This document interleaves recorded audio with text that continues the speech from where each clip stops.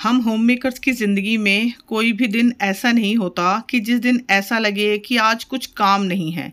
और अगर ऐसा कोई दिन होता भी है तो हम ढूंढ ढूंढ कर काम को निकाल ही लेते हैं, ताकि उस दिन हमें खाली ना बैठना पड़े और घर के छोटे मोटे काम निपट जाएं। ऐसा ही मेरे साथ भी हुआ। पिछली 2 वीडियो में मैं आप लोगों के साथ डीप क्लीनिंग शेयर कर रही थी, और अब की बार सोचा था कि कोई क्लीनिंग नहीं करूँगी, लेकिन फिर भी एक ऐसा दिन मेरे लिए निकला कि जब मैं थोड़ा बहुत डीप क्लीनिंग भी कर पाई, थोड़ी बहुत कुकिंग भी कर पाई, और उसी को मैंने आप लोगों के लिए रिकॉर्ड किया है।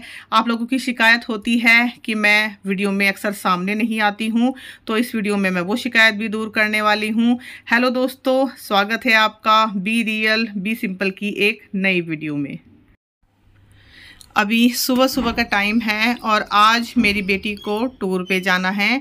उसके एग्ज़ाम्स ख़त्म हुए हैं एक दिन पहले ही, और आज उसका टूर जाएगा। और उठने में आज मैं थोड़ी सी लेट हुई हूँ। आप पीछे घड़ी में टाइम देख सकते हो, 6:25 हो गए हैं। और आज मैं करीब 6 बजे उठी थी। बस थोड़ा बहुत मुँह हाथ धोने के बाद और झाड़ू वगैरह लगाने के बाद मैं आई हूँ सीधा किचन में। अभी मैंने पानी भी नहीं पिया है, और मैंने एक दिन पहले ही डिसाइड कर लिया था कि मुझे बनाना क्या है, तो बस उसी का सामान मैं फ्रिज में से निकाल रही हूँ। यहाँ पे आपको पनीर दिखा, थोड़ी सी सब्जियां हैं, पालक है, तो इन सब से ही मिला के आज मैं एक हेल्दी सी डिश बनाने वाली हूँ। लेकिन सबसे पहले पानी पी लेती हूँ। और यहाँ पे देखिए, मैं ही हूँ जो दिखाई दे रही हूँ स्क्रीन पे, क्योंकि अक्सर 1-2 कमेंट में बोल देते हैं कि आप काम तो दिखा देते हो लेकिन आप नहीं दिखते हो, सामने नहीं आते हो। तो भाई, काम भी वो मैं ही करती हूँ, ऐसा तो है नहीं कोई और कर देता है। लेकिन चलो, आज मैं सामने से दिख के वीडियो बना रही हूँ, ये मतलब दिखाई भी दे रही हूँ। तो पानी गर्म होने के लिए मैंने रख दिया है। बराबर में आपको घी दिख रहा होगा। जो मैंने संडे की वीडियो आप लोगों के साथ शेयर की थी, उसमें मैंने मक्खन बनाया था, और उसके अगले दिन यानी कि सोमवार को मैंने घी बनाया था। लेकिन वो अच्छे से बन नहीं पाया था, मतलब बीच में ही मुझे कुछ काम पड़ गया था, तो इसलिए मैंने उसको उतार के रख दिया था। अब दोबारा से उसको सुबह मैं गर्म करूँगी। और यहाँ पे बैठ के मैं पानी पी रही हूँ, साथ ही मेरी बेटी यहाँ पे ब्रश वगैरह कर रही है, तो उसी से मैं बातें कर रही हूँ यहाँ पे। और उसने मुझे बोला कि मम्मी सीधी होके बैठो, जैसे मैं उसको बोलती हूँ ना जब वो कमर झुका के बैठती है, तो वही वाली बात बच्चे हमें वापस बोल देते हैं कि मम्मा सीधी होके बैठो। तो थोड़ी देर नीचे बैठने के बाद फिर मैं कुर्सी पे बैठी, क्योंकि नीचे ज़्यादा देर बैठा नहीं जा रहा था। और अभी बाहर का नज़ारा बहुत ही अच्छा है, मतलब करीब 6:30 पौने 7 के बीच का टाइम हो गया है अभी। और देखिए कितना अच्छा दिन है आज, बहुत ही अच्छा मौसम है। हालांकि धूप ज़्यादा नहीं निकली है अभी तक, लेकिन आसमान बिल्कुल हल्का नीले रंग का और सफ़ेद सफ़ेद छोटे छोटे बादल के गुच्छे दिखाई दे रहे हैं। और अभी हालांकि ज़्यादा लोग दिखाई नहीं दे रहे हैं गली में, लेकिन दूर आप देखिए एक बच्ची आपको दिखाई दे रही होगी स्कूल ड्रेस में, क्योंकि बच्चे सुबह सुबह इस टाइम तक स्कूल के लिए निकल जाते हैं जिनका स्कूल बहुत ज़्यादा दूर है। तो अब आ जाते हैं अपनी रेसिपी पे। यहाँ पे मैंने मिक्सर जार में 2 टमाटर डाले हैं काट के मीडियम साइज़ के, पालक डाला है जो मैंने धो के रखा हुआ था, और मैं हरी मिर्ची डालना भूल गई थी तो दोबारा से याद आया, तब मैंने इसमें 2 हरी मिर्ची डाली। आप अपने टेस्ट के हिसाब से डाल सकते हो, या जैसे आपके बच्चे तीखा खाते हैं उस हिसाब से। इनको हमें पीस लेना है, पानी डालने की कोई ज़रूरत नहीं है, क्योंकि टमाटर और पालक आपस में मतलब काफ़ी पानी उनके अंदर होता है। जब ये अच्छे से पिस जाएँ, इसके बाद मैंने इसमें ऐड किया है 1 कप बेसन और आधा कप सूजी। तो 1 कटोरी, जैसे जिस कटोरी से आपने नापा या कप से कटोरी से, 1 कटोरी बेसन और आधी कटोरी सूजी, थोड़ा सा पानी अब मैंने इसमें डाला है, और इसका एक बिल्कुल स्मूथ सा मिक्सचर मैंने बना लिया है इस तरह से, बिल्कुल जैसे हम डोसे का बनाते हैं। तो आप इसको डोसा भी बोल सकते हैं, चिल्ला भी बोल सकते हैं, जो भी आपकी मर्जी आए।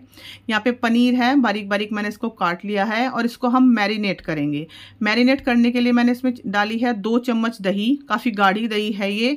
और इसमें कुछ बेसिक से मसाले मैं डालूंगी। इसमें है नमक, हल्दी, थोड़ा सा गरम मसाला बिल्कुल 1/4 चम्मच के करीब, सौंफ धनिया का पाउडर डाला है आधा चम्मच, और आधा चम्मच मैंने इसमें डाला है चाट मसाला। थोड़ी सी लाल मिर्च भी मैंने डाली है, मैं पूरी डालने वाली थी लेकिन मेरी बेटी ने मना कर दिया, क्योंकि वो मेरे पास ही रसोई में खड़ी हुई थी। अच्छे से इसको मिला देंगे बहुत ही हल्के हाथ से, ताकि पनीर टूटे नहीं। 10-15 मिनट के लिए इसको रखेंगे अलग, और तब तक हम अपनी सब्जियां काट लेते हैं। तो मैंने यहाँ पे शिमला मिर्च, गाजर और प्याज ली हैं।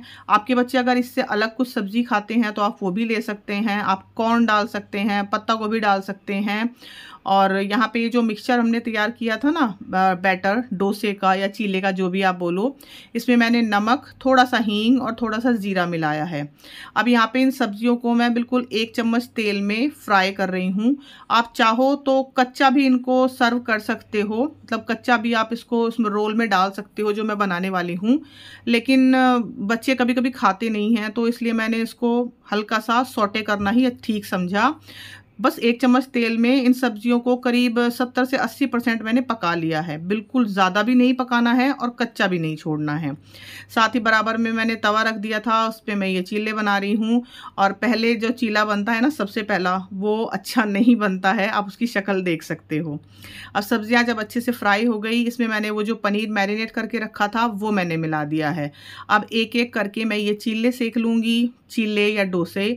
चलो फाइनली हम इनको डोसा ही बोलते हैं, चीला नहीं बोलते हैं। और ये देखिए दूसरे वाले डोसे की शक्ल, पहले वाले की शक्ल देखिए और दूसरे वाले की शक्ल देखिए। पहले वाला ऐसा लग रहा है कि जैसे बेचारा मजदूर है, और दूसरे वाला ऐसा लग रहा है कि जैसे मालिक है। इसकी ब्राउनिंग देखिए आप, दोनों तरफ से कितनी अच्छी आई है। तो हमेशा ऐसा ही होता है, कोई भी आप डोसा बनाएं या चीला बनाएं, पहले वाला कभी भी अच्छा बनेगा ही नहीं, चाहे आपका नॉनस्टिक पैन कितना भी अच्छा हो। तो यहाँ पे मैंने बना लिए हैं जितने मुझे अपनी बेटी को देने हैं अभी फ़िलहाल। यहाँ पे पिज़्ज़ा पास्ता सॉस है मेरे पास, वो मैंने लगाया है इस पे, और इसके ऊपर हम अपनी फिलिंग रख देंगे और इसको हम फिर रोल करेंगे। मैं इस तरह से दे रही हूँ उसको बना के। आपके बच्चे अगर इस तरह से ना खाएं तो आप अलग से भी ये फिलिंग दे सकते हो, जैसे मैंने अपने बेटे को दी थी। वो इस तरह से रोल करके नहीं खाता है, उसको मैंने अलग से करके दी थी।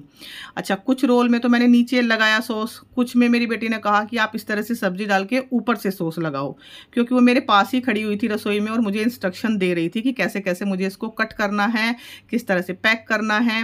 तो इस तरह से मैंने इनको रोल किया और बीच में से कट करके अलग अलग मैंने इन सबको पैक किया, क्योंकि थोड़ा सा घी मुझसे एक्स्ट्रा लग गया था इन पे। जैसे होता है ना कि माँ सोचती है कि बच्चे को आप कितना भी घी दे दो, तो वही वाला शायद मेरे अंदर भी ख्याल था, तो थोड़ा सा घी मैंने एक्स्ट्रा लगा दिया, तो थोड़ी सी चिकनाई ज़्यादा हो गई थी। तो इस तरह से मैंने अलग अलग टिश्यू में इनको लपेट के और लंच बॉक्स में अच्छे से रख दिया है, ताकि बच्चे एक एक उठा के खाएं और उनके हाथ भी चिकने ना हो। कुछ एक्स्ट्रा टिश्यूज़ भी मैंने रख दिए थे, बच्चों को हाथ साफ करने के लिए चाहिए होते हैं। और जिम जैम के 2 बिस्किट मैंने दिए हैं वानी को, क्योंकि पिकनिक जा रही है भाई, तो ये चीज़ें तो बनती हैं। ये उसका पिकनिक बैग तैयार हो गया है, लंच वगैरह पानी की बोतल सब उसने रख ली है। और यहाँ पे है वानी, जिसने आज साइड पार्टीशन वाले बाल बनवाए हैं इस तरह से, और अभी ये फुल जल्दी में है क्योंकि इसको जाना है पिकनिक पे। तो बस वानी निकल गई है अपनी पिकनिक के लिए। अब मैं अपने बेटे के लिए बना रही हूँ ये डोसे। और जैसे मैंने कहा कि उसने फिलिंग अलग से लेके खाई थी, तो उसको मैंने अंदर ऐसे फिल करके नहीं दी, क्योंकि वो फिर खाता नहीं है। और अभी करीब देखिए 8 बजने वाले हैं, तो उसने खाया और वो भी निकल गया था 8:15 बजे तक।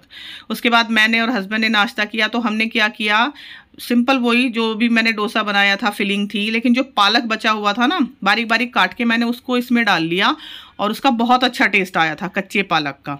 आप लोग भी ट्राई करके देखिएगा इस तरह से। तो मैंने हस्बैंड को भी दिया, ये बड़ी वाली प्लेट उन्हीं की है।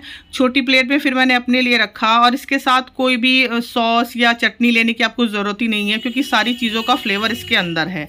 इसमें पिज़्ज़ा पास्ता सॉस भी लगा हुआ है, फिलिंग भी रखी हुई है, पालक भी मैंने कट करके डाल दिया है, तो अलग से कोई भी चटनी या सॉस आपको लेने की ज़रूरत है ही नहीं इसके साथ।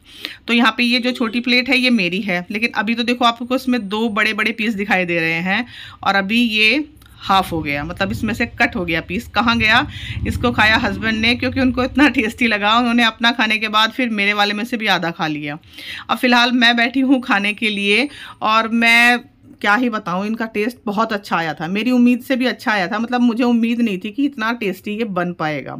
और ख़ास तौर से जो पिज़्ज़ा पास्ता सॉस मैंने इसके अंदर डाला है ना, उससे इसका स्वाद और भी बढ़ गया है। और यहाँ पे जब मैं खा रही थी, तो ये देखिए उंगली चाटना तो बनता है जब बहुत ज़्यादा कोई टेस्टी चीज़ बनती है ना, और आपकी उंगलियों पे लगती है, तो जब तक उंगली नहीं चाटते तब तक शायद उस चीज़ का स्वाद ही नहीं आता। और आप भी इस तरह से खाते हैं क्या, प्लीज़ मुझे कमेंट में बताइएगा। और खाते खाते बस मैं यही सोच रही हूँ कि अब मुझे क्या काम करना है, क्योंकि एक तरफ मैं काम की तरफ देख रही हूँ, दूसरी तरफ टाइम देख रही हूँ कितना हो गया है, और साथ ही हस्बैंड से बात भी कर रही हूँ। जो बोल रहे थे कि मुझे आधा और चाहिए, तो मैंने मना कर दिया, भाई अब नहीं है, है और अपना मैं देने वाली नहीं हूँ, बिल्कुल भी नहीं। तो बस अब खा पी के मैं लगी हूँ अपनी क्लीनिंग पे। ये थोड़ी बहुत क्लीनिंग जो संडे को रह गई थी, मैंने बताया भी था, ये हिस्सा रह गया था संडे को क्लीन किए बिना, तो ये अब मैंने क्लीन किया है। और ये जो पेपा पिग महाराज हैं, मतलब पेपा पिग वानी की गुल्लक है ये, इनकी स्माइल आप देख सकते हो क्लीन होने के बाद। ग्लोब भी मेरा चमक रहा है बिल्कुल। आसपास की जो दीवारें हैं उन पे थोड़ी बहुत धूल हो जाती है, उसको भी मैंने अच्छे से झाड़ू से साफ़ कर दिया है। साथ ही एक ये स्टूल था जिस पे काफ़ी धूल मुझे दिखाई दी, बहुत दिनों से ये साफ़ ही नहीं हुआ था, मेरा ध्यान ही नहीं गया था इस तरफ। इसको मैंने हल्के गीले कपड़े से अच्छे से साफ़ किया। और साथ ही एक ये बड़े वाली जो टेबल है मेरी, तो ये दो हिस्से, एक तो वो स्टूल जो मैंने अभी क्लीन किया और एक ये टेबल, इसको मैं दिखाती हूँ। ऊपर से तो मैं क्लीन करती रहती हूँ, फ्रंट वाला हिस्सा भी इसका क्लीन होता रहता है, लेकिन देखिए पीछे इसकी क्या हालत हो रही थी। मतलब मुझे यकीन नहीं आता कि ये मेरे ही घर का हिस्सा है। और मैं सोचती हूँ कि शायद सभी के घरों में एक ना एक फर्नीचर या कोई हिस्सा ऐसा होता ज़रूर है कि जो हमारे सामने भी होता है, लेकिन पता नहीं क्यों हम उसको भूल जाते हैं। जैसे मैं टेबल का ये वाला हिस्सा भूल गई थी, पीछे वाला हिस्सा, कि यहाँ पे भी गंदगी हो रही होगी, मैंने ध्यान ही नहीं दिया, बिल्कुल ही मेरे ध्यान से उतर रही थी ये चीज़। आसपास की सारी चीज़ें मैंने साफ़ कर दी, जैसे मैंने पिछली 2 वीडियो में भी आप लोगों के साथ शेयर किया। और ये देखिए कितनी गंदगी इसके पीछे से निकली है। तो पहले मैंने झाड़ू से अच्छे से साफ़ किया, बहुत ज़्यादा धूल निकली यहाँ से, जाले लगे हुए थे बहुत बुरी तरह, और फिर मैंने कपड़े से अच्छी तरह उसको साफ़ किया। इसके पीछे एक ये जो स्विच बोर्ड है, हालांकि ये इस्तेमाल नहीं होता है, लेकिन फिर भी इस पर धूल थी, वो मैंने अच्छे से साफ़ कर दी। साथ ही जो टाइल्स हैं आसपास की, उनको मैंने इस तरह से झाड़ू से अच्छे से साफ़ किया। इनको अगर ऐसे देखो तो आपको धूल दिखाई नहीं देगी, लेकिन जब आप इन पर हाथ फिरा के देखेंगे तो अच्छी खासी धूल इन पर जमा हुई रहती है, जिसको फूल झाड़ू ही साफ़ कर सकती है। इसके लिए आपको अलग से कोई भी अलग से टूल लेने की ज़रूरत नहीं है, ऐसा फूल झाड़ू काफ़ी होती है सफाई के लिए। अच्छा, अब टेबल पीछे से भी साफ़ हो गई, फ्रंट इसका अच्छे से साफ़ कर दिया। अब जो इसकी ये ड्रॉर हैं, इनको मैं एक एक करके निकाल के साफ़ कर रही हूँ। सब सामान बाहर निकाला, रैक्सीन जो थी साफ़ की, उसके बाद दोबारा से सामान को अच्छे से अरेंज किया। और एडिटिंग की मदद से कितनी जल्दी जल्दी सफाई हो जाती है ना, काश रियल लाइफ में भी ऐसा ही होता। तो इसमें लगभग सारा ही सामान मेरे बेटे का है, उसकी घड़ी है या उसके कॉलेज का जो भी सामान इस्तेमाल होता है वो है। और यहाँ पे है एक स्पेशल ये पाउच, ये मैं आपको दिखाती हूँ। ये एक्चुअली मेरा है, जब मैं 11th क्लास में थी, यानी कि 11वीं में मैं पढ़ती थी, तब का है, 98 की बात है ये। और ये देखिए अभी तक मेरे पास है, इसकी आज तक कोई भी चेन ख़राब नहीं हुई है, बस इस ऊपर वाली चेन का जो कुंडा होता है ना पकड़ने वाला, सिर्फ वो टूटा है। कोई चेन भी आज तक इसकी ख़राब नहीं हुई, डैमेज नहीं हुई। और इसको मैं अक्सर बीच बीच में धोती रहती हूँ और बिल्कुल साफ़ करके रखती हूँ। तो बहुत ही पुरानी मेमोरी है मेरी ये, अगर मैं टाइम निकालूँ तो शायद 25 साल इसको हो चुके हैं और अभी भी ये ऐसा ही है। 11वीं में थी जब लिया था मैंने ये, शायद 20 से 25 रुपये के बीच लिया था, इतना मुझे याद है। अब सबसे नीचे वाली ये ड्रॉर है, मतलब ड्रॉर नहीं है एक्चुअली, खिड़की टाइप है जो खुलती है। तो इसमें सारी किताबें होती हैं, ज़्यादातर बेटे की हैं, उनको सबको बाहर निकाला, अच्छे से क्लीन किया। इसके अंदर भी मैंने इस तरह से ये मोटे वाले कार्ड हैं, पता नहीं ये तो हस्बैंड को मिले थे कहीं से या बेटे को, तो ये वेस्ट ही थे, तो इनको आपस में चिपका के मैंने इस तरह से इसके अंदर रख दिया है, मतलब बिछा दिया है। और यहाँ पे है geographical and historical Atlas. Geography मेरा सबसे पसंदीदा सब्जेक्ट हमेशा था, है और रहेगा। जहाँ भी कहीं मुझे ज्योग्राफी की कोई किताब दिखती है या इवन ज्योग्राफी लिखा भी दिख जाता है ना, तो पता नहीं क्यों मैं वहीं पे रुक जाती हूँ, ठहर जाती हूँ। और इस काम मतलब इस चक्कर में ना मुझे 10-15 मिनट एक्स्ट्रा ही लग गए, मैं उस किताब को लेके बहुत देर तक बैठी रही। साथ ही मुझे एक ये रजिस्टर मिला क्या, मतलब मेरे सामने ही रहता है, आप लोगों को दिखा रही हूँ पहली बार। 19 जून 2003 इस पे डेट है, थर्सडे, रात के 8:34। और ये मेरे हस्बैंड की राइटिंग है। ये एक बहुत पुराना रजिस्टर है, जब मैंने बनाया था तो इसमें मैंने काफ़ी कुछ रेसिपीज़ भी लिखी हुई हैं, और कुछ जो पोएम है मेरी मनपसंद वो भी मैं इसमें चिपका देती थी काट के। काफ़ी रेसिपीज़ चिपकाई हुई हैं, काफ़ी लिखी हुई भी हैं। और ये 20 साल पुराना रजिस्टर है। साथ ही साथ में एक और रजिस्टर मुझे मिला, ये मतलब मिला नहीं अगेन, फिर मैं कहूँगी कि आपको दिखा रही हूँ। मेरे सामने तो रोज़ ही रहते हैं ये रजिस्टर। कभी कभी मैं बीच बीच में इनको निकाल के पढ़ती भी रहती हूँ। इसमें मेरी पोएम्स लिखी हुई हैं, आप लोगों के साथ शेयर कर दूँगी कभी अगर आप लोग चाहोगे तो। साथ ही रैपिडेक्स और ये आओ सीखे योग, ये मेरी बेटी की किताब है। तो रैपिडेक्स किस किस ने पढ़ी है मुझे बताइएगा कमेंट में। आप लोगों ने भी ज़रूर पढ़ी होगी, हम लोग भी खूब पढ़ते थे पहले, अब तो खैर टाइम नहीं मिलता है इतना। तो सारी ये बुक्स मैंने अरेंज कर दी हैं अच्छे से साफ़ करके यहाँ पे। और जैसे जैसे बच्चों को चाहिए होती है, मतलब जो बुक उनको चाहिए होती है ज़्यादा, वो मैंने ऊपर रखी हैं, जो कम चाहिए होती है वो नीचे रखी हैं। तो साइज़ की तरह से मैंने इनको अरेंज नहीं किया है, इनको मैंने इस तरह से अरेंज किया है कि जैसे बच्चों को चाहिए होती है। अब साथ ही ये टेबल थी, इसकी ये ड्रॉर रह गई थी साफ़ किए बिना, अरेंज किए बिना। अब इसको भी मैंने सेम वही किया है, सारी चीज़ें बाहर निकाली हैं, अंदर अच्छी तरह मैंने इसमें अखबार बिछाया है। और ये एक दवाइयों का डब्बा है, इसको भी अच्छे से अरेंज किया है। नॉर्मल वही दवाई जो घर में रहती हैं, पैरासीटामोल है, विक्स है और बैंडेड वगैरह हैं, कुछ पट्टियाँ हैं जो नॉर्मल सभी के घरों में होती हैं। और यहाँ पे एक जो ब्लू कलर का बॉक्स आप देख रहे हो, इसमें सिलाई का सामान होता है, रील, सुई वगैरह और भी छोटा मोटा सामान। तो अभी फ़िलहाल ये सब कुछ सॉर्ट आउट हो गया है। इसके ऊपर ये जो इसके ऊपर के बिछाने के कपड़े होते हैं जो क्रोशिया से बने हुए मेरी बहन ने बनाए थे, और ये वाला मेरी सासू माँ ने बनाया था। तो ये सब मैंने ढक दिए हैं क्योंकि सफाई उधर हो चुकी है अच्छे से।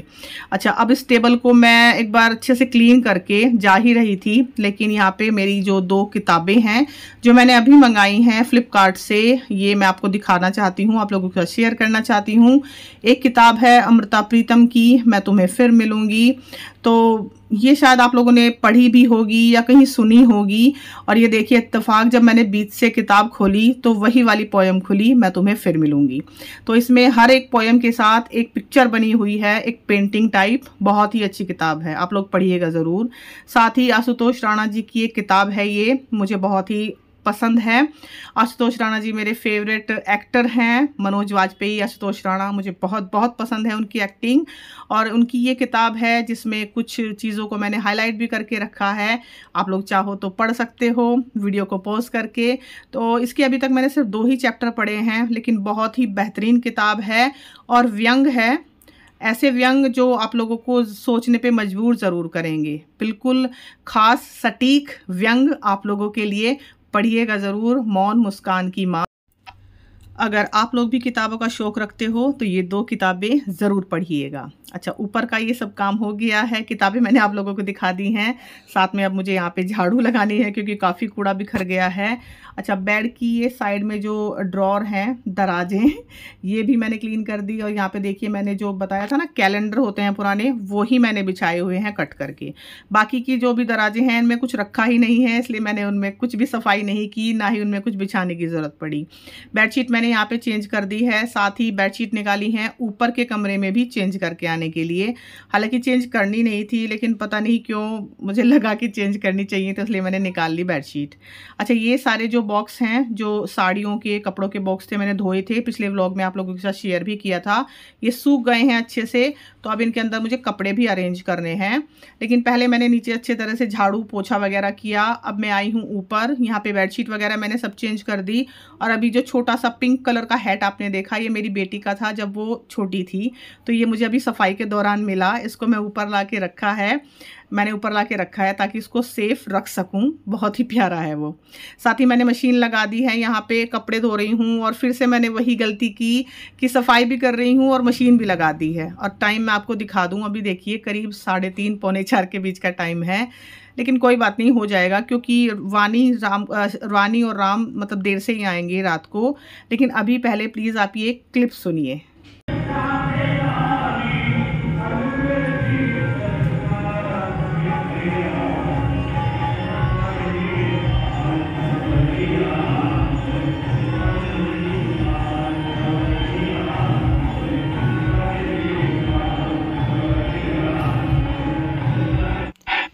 ये हमारे मोहल्ले में ही, हमारे पड़ोस में ही भागवत कथा हो रही है, जिसमें जाने का मुझे टाइम नहीं मिल पा रहा, लेकिन मैं उसको सुन ज़रूर रही हूँ। तो मैं कपड़े भी धो रही हूँ, साथ साथ भागवत भी सुन रही हूँ। तो ऊपर की क्लीनिंग हो गई है, क्लीनिंग नहीं बेसिकली मुझे बस कपड़े मतलब जो बेडशीट है वही चेंज करनी थी। झाड़ू ही लगाई है, पोछा नहीं लगा ऊपर। वो मैं करके नीचे आ गई हूँ, कपड़े धुल रहे हैं तब तक। अब मैं खाना खाऊंगी और 4 बज चुके हैं आज मुझे दोपहर का खाना खाने में। आलू टमाटर बनाए हैं मैंने सिंपल से, थोड़े एक्स्ट्रा ही करके बनाए हैं ताकि शाम को भी काम आ जाएं। और ये 2-3 काम और रखे हुए हैं। ये घी गरम करके डब्बे में डालना है, मटर निकालनी है और सूजी भूननी है। ये सौंफ धनिया मुझे पीस के रखना है। लेकिन पहले रोटी खा लेती हूँ क्योंकि पहले ही मैं बहुत ज़्यादा लेट हो चुकी हूँ। अच्छा, रोटी मैंने खा ली थी, उसके करीब 1 घंटे बाद की क्लिप है ये, यानी कि 5 बज चुके हैं करीब। तो चाय मैंने बनाई क्योंकि हस्बैंड आ गए थे इस टाइम तक, तो उनकी चाय तो मैंने उनको दे दी है। वो ऊपर गए हैं अपनी चाय लेके क्योंकि उनको कुछ काम है। मैं नीचे बैठ के पी रही हूँ अपनी चाय, क्योंकि चाय पी के मुझे फटाफट से फिर लगना है काम में। अब फाइनली ये मटर मैं छील रही हूँ और ये मटर वाला डब्बा काफ़ी दिनों से खाली रखा हुआ था क्योंकि बहुत दिनों से मैंने मटर खरीदी ही नहीं थी। अब इसमें मैं मटर भर के रख दूँगी। भर के क्या, थोड़ी सी मटर है, करीब आधा किलो, लेकिन ये फिर भी 3 बार इस्तेमाल हो जाएंगी अच्छे से। तो मटर मैं यहाँ पे निकाल रही हूँ। उसके बाद मुझे ये धनिया पीसना है, और धनिया और सौंफ और धनिया मैं मिला के पीसती हूँ। अच्छा मसाला बनता है इससे। इसमें है 200 ग्राम धनिया और 100 ग्राम सौंफ। और ये सूजी मुझे भून के रखनी है, लेकिन अभी देखती हूँ पहले मटर निकाल लेती हूँ। उसके बाद जो अंदर का काम मैं छोड़ के गई थी ना, वो करती हूँ पहले। ये वाला जो कपड़े मैं बोल रही थी ना बॉक्स में लगाने हैं, तो सारे कपड़े मैंने अलमारी में से पहले बाहर निकाले जो अलमारी में रखे थे जब मैंने बॉक्स खाली किए थे। और ये बॉक्स में जब मैं जैसे ही कपड़े रखने लगी ना, तो देखा एक बॉक्स की चेन ख़राब हो रखी थी। तो साथ ही मैं देखो इसकी भी रिपेयरिंग कर ले रही हूँ। और इसकी रिपेयरिंग का सामान मेरे पास घर में ही होता है, क्योंकि ये चेन मैं ले आती हूँ 10 रुपये या 20 रुपये में मिल जाती है, अलग अलग साइज और शेप के हिसाब से। ये वाला जो साइज़ है ये 10 रुपये में मिल जाता है। तो कभी कभी जैसे होता है ना, किसी चीज़ की चेन ख़राब हो गई, अक्सर बच्चों के जो बैग होते हैं ना उनकी चेन तो ख़राब होती ही रहती है। तो इस तरह से मैं ला के रखती हूँ ताकि मुझे हर चीज़ के लिए बाज़ार ना भागना पड़े। और मतलब छोटे छोटी रिपेयरिंग ये घर पे ही हो जाती है आराम से। पहले मुझे पता नहीं था, मैं हर चीज़ को बाज़ार में ले जाकर ही रिपेयर कराती थी, लेकिन अब जब से पता लगा है तो मैं ये चेन घर पे ही ला के रख लेती हूँ। चेन के कुंडे बोलूँ मैं, इनको कुंडे ही बोलते हैं हमारे यहाँ तो। और इस तरह से ये इसमें लग जाती हैं। और साथ ही ये जो हिस्सा है जहाँ से हमने चेन को अंदर डाला था, कट किया था हल्का सा, वहाँ से मैंने ऐसे ही करना पड़ता है चेन को अंदर डालने के लिए। लेकिन जब हम कट करते हैं तो वहाँ से वो हिस्सा खुला रह जाता है, तो फिर दोबारा से चेन वहाँ से निकल सकती है। इसके लिए ये स्टॉपर आते हैं, ये भी चेन के साथ ही मिलते हैं। एक चेन के साथ एक स्टॉपर देते हैं वो। तो इनको इस तरह से लगाते हैं, एक तरफ से लगाइए, दूसरी तरफ से निकल आएंगे और बस पीछे से आप इनको इस तरह से दबा दीजिए, तो आपकी चेन बिल्कुल सिक्योर हो जाएगी, कहीं नहीं जाने वाली है। मैंने तो हाथ से ही कर दिया। आपसे अगर हाथ से नहीं हो रहा है तो जो बिजली वाला प्लास होता है ना, उससे भी आप कर सकते हो। तो इस तरह से देखिए हमारी ये चेन बिल्कुल नॉर्मल हो गई, ठीक हो गई बिल्कुल, घर पे ही, कहीं बाहर नहीं जाना पड़ा इसकी रिपेयरिंग के लिए मुझे। और देखिए ये मैं दिखाती हूँ आपको। एक बार मेरे पास ना स्टॉपर नहीं था, चेन तो थी, कुंडा तो था, लेकिन स्टॉपर नहीं था। तो मैंने इस तरह से सुई से ही यहाँ पे टाँका लगा दिया था ताकि ये चेन यहाँ से बाहर ना निकले। तो ऐसे ऐसे काम भी मैं करती रहती हूँ, जुगाड़ वाले। तो अब हमारा ये जो बैग है अच्छे से ठीक हो गया है, चेन इसकी बिल्कुल प्रॉपर ठीक हो गई है। अब मैं इसको अरेंज कर लेती हूँ। एक में मैंने अपनी साड़ियाँ रखी हैं, एक में हस्बैंड के कपड़े हैं, आप साइड में देख सकते हो, और एक में मैं अपनी बेटी के कपड़े रखती हूँ। तो इस तरह से ये 4 हैं मेरे पास। 2 में तो मेरी ही साड़ियाँ रहती हैं, एक में जैसे मैंने बताया साड़ियाँ, और एक में है सारे पेटीकोट, ब्लाउज। तो मैं इस तरह से रखती हूँ, सबके अपने अपने तरीके होते हैं। कोई ब्लाउज, पेटीकोट और साड़ी को बिल्कुल एक ही जगह रखता है, कोई अलग अलग रखता है। मैं इस तरह से रखती हूँ, ये मेरा तरीका है। तो यहाँ पे देखिए नीचे साड़ियाँ हैं, एक में पेटीकोट जैसे मैंने बताया, एक में मेरे हस्बैंड के कपड़े, एक में बेटी के कपड़े। और साथ ही जो बेटी का फ्रॉक मैंने मंगाया था ना, लास्ट व्लॉग में मैंने शेयर भी किया था, ये हॉप्स कोच जो ऑनलाइन पोर्टल है वहाँ से मैंने मंगाया था। तो ये भी मैं इसी में रख देती हूँ ताकि नेक्स्ट टाइम जब वो पहने तो इसी में से उसको मिल जाए। अब ये सब हो गया, अलमारी में इनको अच्छे से मैंने अरेंज कर दिया। ऊपर का अलमारी का हिस्सा काफ़ी कुछ जिसको कहते हैं ना कि कंट्रोल में है, अभी इतना ज़्यादा बिखरा नहीं है कि मुझे इसकी सफाई करनी पड़े, लेकिन जैसे ही ज़रूरत महसूस होगी तो मैं इसकी भी सफाई कर दूँगी। अभी फ़िलहाल सारी अलमारी बिल्कुल अच्छे से अरेंज है, जैसे मुझे चाहिए ऐसी ही है। ऊपर का हिस्सा पहले ही मैंने क्लीन कर दिया था, जहाँ पे बैग रखा हुआ है ये। अब कर देते हैं अलमारी खूब बंद और चलते हैं दूसरे काम की तरफ। ये जो मैंने धोया था कवर इसी के साथ ब्लू वाला, ये भी मैंने चढ़ा दिया है। जो स्टैंड मैंने दिखाया था ना, जिसमें हमारी होते हैं ना कंघे वगैरह, तेल की शीशी, परफ्यूम वगैरह सब, तो ये भी मैंने कर दिया। अब वो काम हो गया अंदर का फिनिश। दोबारा से आई हूँ रसोई में, सूजी रह गई थी भूनने के बिना, उसको भूनने के लिए रखा है। साथ ही जो सौंफ धनिया है उसको पीस रही हूँ। मटर निकाल ली है और इस बीच में दूध भी लेके आई थी, जो मैंने अभी रखा हुआ है। जब नॉर्मल टेम्परेचर का हो जाएगा उसको तब रखूंगी गर्म होने के लिए। तो सूजी के नीचे मैंने गैस बिल्कुल धीमी की हुई है, ताकि धीरे धीरे सूजी भी भूनती रहे, उधर मैं जो सौंफ धनिया है वो भी पीसती रहूं, दोनों काम एक साथ होते रहे। मतलब उसको कहते हैं ना मल्टीटास्किंग। हालांकि करनी नहीं चाहिए मल्टीटास्किंग, क्योंकि मल्टीटास्किंग करने से काम तो पूरे हो जाते हैं, लेकिन कभी कभी ना दिमाग बहुत ज़्यादा पजल हो जाता है। मैं इस फेवर में हूँ कि बहुत ज़्यादा मल्टीटास्किंग हम लोगों को नहीं करनी चाहिए। एक टाइम पे एक या दो ही काम करें बस, इससे ज्यादा नहीं तो कभी कभी ना वो सारे ही काम बिगड़ जाते हैं मल्टीटास्किंग करने के चक्कर में। तो जब तक मैंने ये सब काम निपटाया, और उस बीच में जाके मैं ऊपर जो कपड़े मैंने धोने के लिए लगाए थे ना, वो भी मैं धो रही थी, लेकिन तभी नीचे आवाज़ आई कि वानी आ गई है। और 7 बज चुके हैं, बिल्कुल सही 7 बजे आई है। और इससे जस्ट पहले मेरा बेटा आया था राम। तो ये देखो पूरी थकी हुई है इस टाइम पे ये, और ये मुझसे पूछ रही है कि मम्मी ये चप्पल जूते जो है ना बराबर में आप देख रहे हो कि ये फैले हुए क्यों हैं, क्योंकि इसको बड़ी इरिटेशन होती है इन चीज़ों से। ये हमेशा घर में आते ही क्या करेगी, सबसे पहले इन जूते चप्पलों को साइड से लगाना शुरू कर देगी। अभी भी ये उधर ही देख रही है। तो मैंने पहले वो जूते चप्पल छोड़े, मैंने बेटा उनको मैं बाद में करूँगी, आप बताओ पहले क्या हुआ, क्या आप लाए। तो ये वो दिखा रही थी, एक ये रिंग लेके आई है वहाँ से, जहाँ पे ये पिकनिक के लिए गई थी। वहाँ पे खरीदारी के लिए भी था, मतलब बोला था कि मैम ने कि खरीदारी कुछ कर सकते हैं। तो 20 रुपये की ये रिंग लेके आई है, बोल रही है कि 20 रुपये का सॉलिटर लेके आई हूँ मैं। और साथ ही एक ये बबल बनाने वाला जो इसने हाथ में लिया हुआ है, ये वो लेके आई है। अच्छा, इसके बाद मैंने रोटियां सेकी, बच्चों ने खाना खाया, सब्जी वही आलू टमाटर की दोपहर की रखी हुई थी। अब बारी है इन सबको दूध देने की और दही जमाने की। दही नहीं, एक्चुअली दूध जमाने की, क्योंकि दूध जब जम जाएगा तब उसकी दही बनेगी।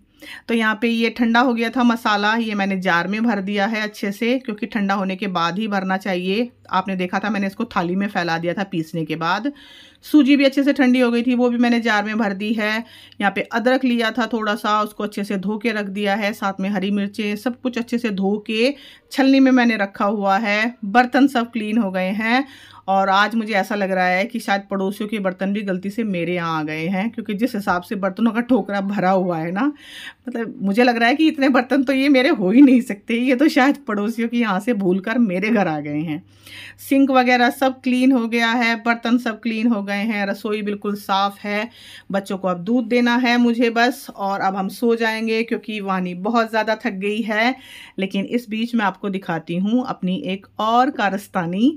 यहाँ पे है लेज़, जो मैंने आज बड़े दिनों बाद खाए, करीब 1.5 से 2 महीने बाद। और किस किस को ये American style cream and onion का फ्लेवर पसंद है, मुझे कमेंट में बताइएगा। मेरा फेवरेट है ये। जब भी हम कहीं बाहर जाते हैं, मतलब मैं हस्बैंड के साथ जाती हूँ, तो गाड़ी में बैठते ही हम सभी का फेवरेट है एक्चुअली, हम सबको लेस चाहिए ही चाहिए, और यही वाला फ्लेवर चाहिए। तो मैं तो इसको बहुत खाती हूँ। हालांकि इस बार तो बहुत ज़्यादा दिनों में मैंने खाया, और पूरा का पूरा मैंने ही खाया है ये। इवन मैंने यहाँ तक कि बच्चों से भी शेयर नहीं किया। तो कोई कोई चीज़ ऐसी होती है ना कि आपको इतनी टेस्टी लगती है कि आप अपने बच्चों से भी शेयर नहीं करते। तो ये वही वाली चीज़ है। अच्छा, अब देखिए रात के करीब 10:30 बज चुके हैं। मैं वानी से बोल रही हूँ कि चलो बेटा सोते हैं, लेकिन इसको अभी ये बबल्स जो ये लेके आई थी ना, ये फुलाने हैं। तो बस यही थी मेरी आज की वीडियो। कैसी लगी आप लोगों को बताइएगा। अगर अच्छी लगी हो तो चैनल को सब्सक्राइब ज़रूर कीजिएगा। मेरी वीडियोस को अपना टाइम देने के लिए आपका बहुत बहुत धन्यवाद। Thank you so much for watching. आप इंजॉय कीजिए मेरी वीडियोस को। और बस मैं अभी भगवान जी को हाथ जोड़ के पर्दा लगा के जाती हूँ ऊपर सोने के लिए। और यहाँ पे है वानी जो बबल्स फुल ऑन फुला रही है। तो आपके बच्चे भी ऐसी हरकत करते हैं क्या, बबल्स बनाते रहते हैं?